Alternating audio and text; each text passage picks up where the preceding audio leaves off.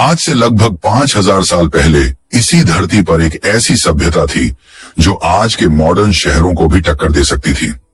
एक ऐसी सभ्यता जिसने अपने समय से कहीं आगे निकलकर ऐसे शहर बसाए जिनकी प्लानिंग और इंजीनियरिंग आज के बड़े बड़े आर्किटेक्ट को भी सोचने पर मजबूर कर देती है।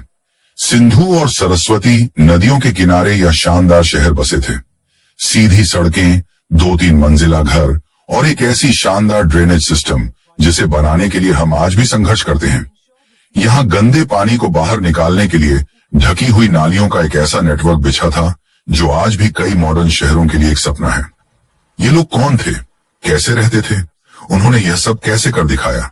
उनके शहर किसी मेट्रोपॉलिटन सिटी जैसे थे। उनका व्यापार दूर मेसोपोटामिया तक फैला था और उनका समाज बेहद ऑर्गेनाइज्ड और शांतिप्रिय लगता था। लेकिन फिर अचानक सब कुछ शांत हो गया। एक विशाल सभ्यता जो मिस्र और मेसोपोटामिया की सभ्यताओं को मिलाकर भी उनसे बड़े इलाके में फैली थी, अपने शिखर पर पहुंचकर बस गायब हो गई।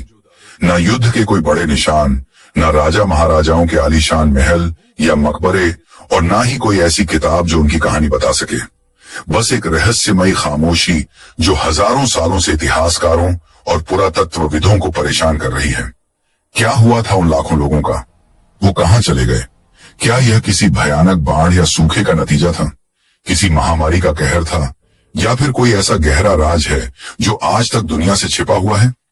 आज हम इतिहास के उन्हीं धूल भरे पन्नों को पलटेंगे और आपको ले चलेंगे समय में पीछे एक ऐसे सफर पर जहां हम उजागर करेंगे हड़प्पा सभ्यता की पूरी कहानी, उनके शानदार उदय से लेकर उनके रहस्यमयी और अचानक हुए पतन तक।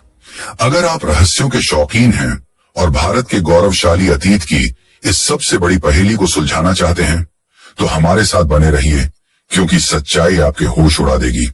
आगे बढ़ने से पहले आपसे एक छोटी सी अपील है, वीडियो को अंत तक जरूर देखिए, क्योंकि आज हम अपने इतिहास के एक अनोखे सफर पर निकलने वाले हैं। ऐसी वीडियो के लिए हमें घंटों रिसर्च करनी पड़ती है। पसंद आए तो लाइक कीजिए और चैनल को सब्सक्राइब कर लीजिए। यह कहानी शुरू होती है आज से करीब 200 साल पहले 19वीं सदी के ब्रिटिश भारत में। उस समय अंग्रेज अफसर और खोजी भारत के कोने कोने की छानबीन कर रहे थे। साल 1826 के आसपास एक ब्रिटिश खोजी चार्ल्स मैसन पंजाब के साहिवाल जिले के पास से गुजर रहे थे। उनकी नजर एक वीरान जगह पर बने ऊंचे टीले पर पड़ी जिसके चारों ओर अजीब तरह की पकी हुई ईंटें बिखरी थीं। गांव वाले उन ईंटों को भगवान का दिया तोहफा मानकर अपने घर बनाने के लिए इस्तेमाल कर रहे थे। मैसन ने अपनी किताब में इसका जिक्र तो किया, लेकिन उनकी बातों पर किसी ने ज्यादा ध्यान नहीं दिया। कई दशक बीत गए। साल 1856 में ब्रिटिश इंजीनियर जॉन और विलियम बर्टन कराची से लाहौर तक रेलवे लाइन बिछा रहे थे। ट्रैक के लिए उन्हें पत्थरों की जरूरत पड़ी। तभी किसी ने उन्हें पास के गांव हड़प्पा के खंडहरों के बारे में बताया, जहां हजारों की संख्या में बेहतरीन पकी हुई ईंटें मौजूद थीं। बर्टन बंधुओं के लिए तो यह जैसे खजाना था। उन्होंने बिना सोचे समझे उन प्राचीन ईंटों को उखाड़कर रेलवे ट्रैक के नीचे बिछाना शुरू कर दिया।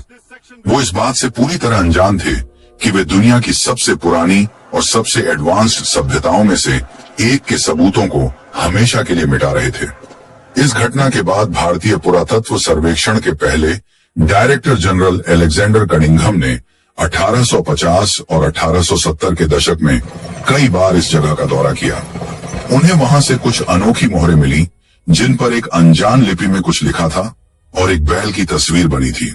कनिंघम इन चीजों की अहमियत तो समझ गए थे, लेकिन वह भी इसकी विशालता और प्राचीनता का सही अंदाजा नहीं लगा पाए। असली तूफान तो 20वीं सदी में आया। साल 1921 में भारतीय पुरातत्ववेत्ता दयाराम साहनी ने भारतीय पुरातत्व सर्वेक्षण के director general sir John Marshall के नेतृत्व में हड़प्पा में एक व्यवस्थित खुदाई शुरू की। जैसे जैसे जमीन की परतें हटी, एक पूरे के पूरे शहर का नक्शा उभरने लगा। सुनियोजित सड़कें, घरों की लाइनें, नालियां। ये कोई मामूली गांव नहीं था, लेकिन कहानी यहीं खत्म नहीं हुई। अगले ही साल 1922 में हड़प्पा से लगभग 590 किलोमीटर दूर सिंध प्रांत के लड़काना जिले में एक और पुरातत्ववेत्ता राखाल दास बनर्जी एक बौद्ध स्तूप की खोज कर रहे थे। खुदाई के दौरान उन्हें स्तूप के नीचे वैसी ही मोहरें और ईंटें मिली जैसी हड़प्पा में मिली थी। उन्होंने तुरंत इसकी सूचना जॉन मार्शल को दी। जब मार्शल ने दोनों जगहों से मिली चीजों का मिलान किया तो उनके होश उड़ गए। उन्होंने ऐलान किया, यह कोई अलग थलग शहर नहीं है, यह एक ही महान और प्राचीन सभ्यता का हिस्सा है। उस दूसरे शहर का नाम था मोहनजोदड़ो, जिसका सिंधी भाषा में मतलब है मुर्दों का टीला। यह नाम इसलिए पड़ा क्योंकि वहां एक टीले पर बड़ी संख्या में इंसानी कंकाल मिले थे। इस खोज ने भारतीय इतिहास को हजारों साल पीछे धकेल दिया। दुनिया को पता चला कि जिस समय मिस्र और मेसोपोटामिया में महान सभ्यताएं पनप रही थीं, ठीक उसी समय भारत में भी एक कांस्य युगीन शहरी सभ्यता अपने शिखर पर थी। इसके बाद तो जैसे खोजों की झड़ी लग गई, एक के बाद एक शहर मिलने लगे। गुजरात में लोथल और धोलावीरा, राजस्थान में कालीबंगा, हरियाणा में राखीगढ़ी और पाकिस्तान में चहुदड़ो। आज तक इस सभ्यता के 1500 से ज्यादा ठिकाने खोजे जा चुके हैं, जिनमें से 900 से ज्यादा भारत में हैं। लेकिन सवाल यह था, ये लोग कौन थे? ये सभ्यता आई कहां से? क्या यह अचानक ही पैदा हो गई थी? इस सवाल का जवाब हमें और भी पीछे ले जाता है, एक ऐसी जगह पर जहां इस महान सभ्यता के बीज बोए गए थे। हड़प्पा सभ्यता किसी शून्य से पैदा नहीं हुई थी। इसकी जड़ें हजारों साल पुरानी हैं, जो हमें नवपाषाण काल तक ले जाती हैं। कहानी शुरू होती है आज के पाकिस्तान के बलूचिस्तान में बसे मेहरगढ़ नाम की एक जगह से।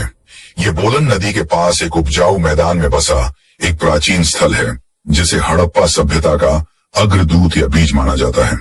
आज से लगभग 9000 साल पहले, यानी 7000 ईसा पूर्व के आसपास मेहरगढ़ में दक्षिण एशिया के कुछ शुरुआती किसानों और पशुपालकों ने बसना शुरू किया। ये लोग शिकारी जीवन छोड़कर एक स्थायी जीवन की ओर बढ़ रहे थे। उन्होंने दुनिया में पहली बार गेहूं और जौ जैसी फसलें उगाई और भेड़, बकरियां और मवेशी पालना शुरू किया। शुरुआत में वे मिट्टी की कच्ची ईंटों से बने साधारण घरों में रहते थे। हजारों सालों तक मेहरगढ़ धीरे धीरे विकसित होता रहा। उन्होंने मिट्टी के बर्तन बनाना सीखा, औजार बनाने में महारत हासिल की और यहां तक कि कुछ कब्रों में मृतकों के साथ औजार, गहने और बलि दी गई बकरियों को भी दफनाया गया है, जो दिखाता है कि वे शायद मौत के बाद की जिंदगी में यकीन रखते थे। मेहरगढ़ कोई अकेला चमकता सितारा नहीं था। धीरे धीरे इन संस्कृतियों का ज्ञान और तकनीक सिंधु और उसकी सहायक नदियों के विशाल और उपजाऊ मैदानों की ओर फैलने लगी। लगभग 3300 ईसा पूर्व तक हम एक नए दौर में आते हैं, जिसे प्रारंभिक हड़प्पा चरण यानी अर्ली हड़प्पा फेज कहा जाता है। इस दौरान छोटे छोटे गांव बड़े कस्बों में बदलने लगे। इन लोगों ने वह कई जरूरी चीजें सीखी जो आगे चलकर हड़प्पा सभ्यता की पहचान बनी। उन्होंने पकी हुई ईंटों का इस्तेमाल शुरू किया, जो बाढ़ और मौसम की मार झेलने में ज्यादा मजबूत थी। उनके मिट्टी के बर्तनों पर खूबसूरत डिजाइन बनने लगे और उन्होंने तांबे और कांसे जैसी धातुओं का इस्तेमाल शुरू कर दिया था। एक तरह का ट्रेड नेटवर्क भी बनने लगा था, जिससे कीमती पत्थर जैसे लाजबर्द यानी लैपिस लाजुली अफगानिस्तान से और दूसरा कच्चा माल दूर दराज के इलाकों से यहां पहुंचने लगा। इस दौर की एक और खासियत थी सुरक्षा पर बढ़ता जोर। कई बस्तियों के चारों ओर दीवारें बनाई जाने लगी, जो शायद बाहरी हमलों या जानवरों से बचाव के लिए थी। यह शुरुआती दौर लगभग 700 सालों तक चला। यह एक तरह से तैयारी का समय था। लोगों ने नई तकनीकें सीखी, समाज बनाया और व्यापार करना सीखा। उन्होंने वो नींव तैयार की जिस पर एक शानदार शहरी सभ्यता की इमारत खड़ी होने वाली थी। लेकिन फिर कुछ ऐसा हुआ जिसने इस विकास की रफ्तार को अचानक तेज कर दिया। एक ऐसी क्रांति हुई जिसने इन छोटे छोटे कस्बों को दुनिया के सबसे सुनियोजित महानगरों में बदल दिया। आखिर वो क्या था? ये हमें हड़प्पा सभ्यता के सबसे शानदार दौर में ले जाता है, जिसे हम परिपक्व हड़प्पा चरण कहते हैं। लगभग 2600 ईसा पूर्व सिंधु घाटी में एक असाधारण शहरीकरण का विस्फोट हुआ। यही वह समय है जब यह सभ्यता अपने शिखर पर पहुंची और एक विशाल इलाके में फैल गई। इसका विस्तार लगभग 13 लाख वर्ग किलोमीटर में था। उत्तर में जम्मू कश्मीर से लेकर दक्षिण में महाराष्ट्र तक और पूर्व में उत्तर प्रदेश से लेकर पश्चिम में ईरान सीमा तक। यह उस समय की मिस्र और मेसोपोटामिया की सभ्यताओं के कुल क्षेत्रफल से भी कहीं ज्यादा बड़ा था। इस विशाल साम्राज्य में हजारों बस्तियां थीं, जिनमें गांव, कस्बे और विशाल महानगर शामिल थे। लेकिन इन महानगरों के अंदर की जिंदगी कैसी थी? कैसे उन्होंने बिना किसी आधुनिक तकनीक के इतने सटीक शहर बना लिए? और क्या वाकई उनके पास कोई ऐसी शक्ति थी जो आज के वैज्ञानिकों के लिए भी एक पहेली है?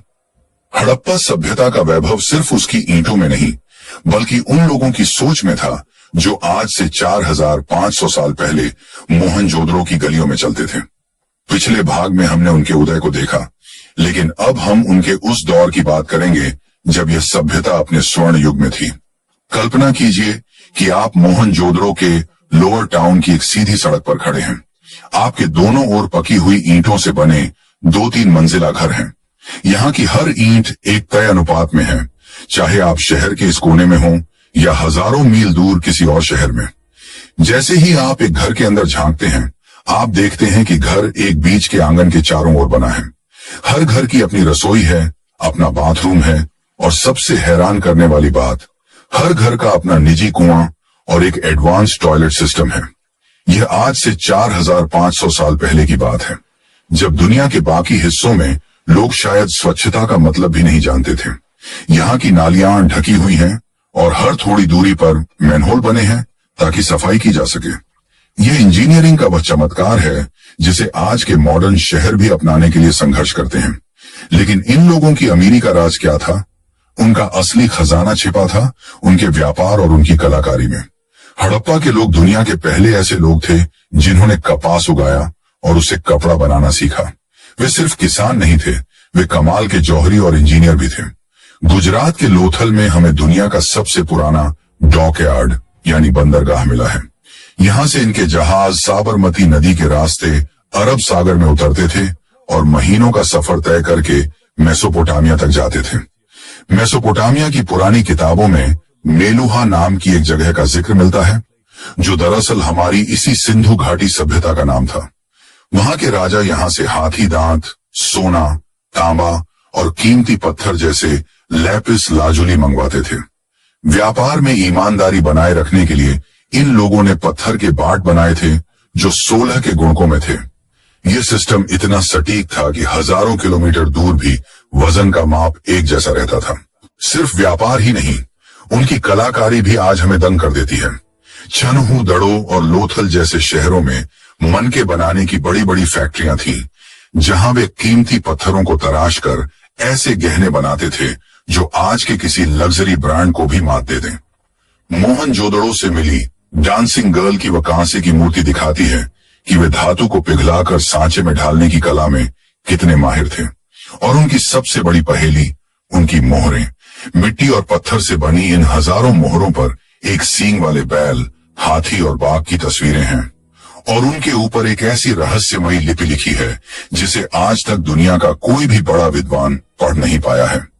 जिस दिन यह लिपि पढ़ी जाएगी, उस दिन हमें पता चलेगा कि वे लोग आपस में क्या बातें करते थे, उनके राजा कौन थे और वे अपनी दुनिया को कैसे देखते थे। धार्मिक तौर पर भी वे बहुत एडवांस थे। हालांकि हमें कोई बड़ा मंदिर नहीं मिला, लेकिन पशुपति शिव की मोहर और मातृ देवी की मूर्तियां दिखाती हैं कि वे प्रकृति और योग में विश्वास रखते थे। पीपल के पेड़ की पूजा और स्वास्थ्य का चिन्ह हमें उन्हीं की विरासत से मिला है। वे शांति प्रिय लोग थे, क्योंकि खुदाई में युद्ध के हथियार न के बराबर मिले हैं। लेकिन फिर ऐसा क्या हुआ कि यह हंसती खेलती और अमीर सभ्यता अचानक इतिहास के पन्नों से ओझल हो गई। 1900 ईसा पूर्व के आसपास इन शानदार शहरों में पतन के निशान दिखने लगे। सड़कें टूटने लगीं, नालियां जाम होने लगीं और लोग शहरों को छोड़कर जाने लगे। पहले कहा गया कि आर्यों ने हमला करके इन्हें खत्म कर दिया, लेकिन आधुनिक विज्ञान ने इस थ्योरी को गलत साबित कर दिया है।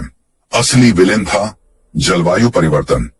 नदियां जो इनकी जीवन रेखा थी, उन्होंने अपना रास्ता बदल लिया। सरस्वती जैसी महान नदी सूखने लगी और सिंधु नदी में विनाशकारी बाढ़ आने लगी। बारिश कम होने से खेत बंजर हो गए और व्यापार ठप हो गया। यह एक धीमी और दर्दनाक मौत थी। लोग भूख और प्यास से मजबूर होकर पूरब और दक्षिण की ओर चले गए। वे गायब नहीं हुए, बल्कि उन्होंने अपनी शहरी पहचान खो दी और छोटे गांवों में बस गए। हड़प्पा की यह कहानी सिर्फ एक अंत नहीं है, बल्कि एक चेतावनी है।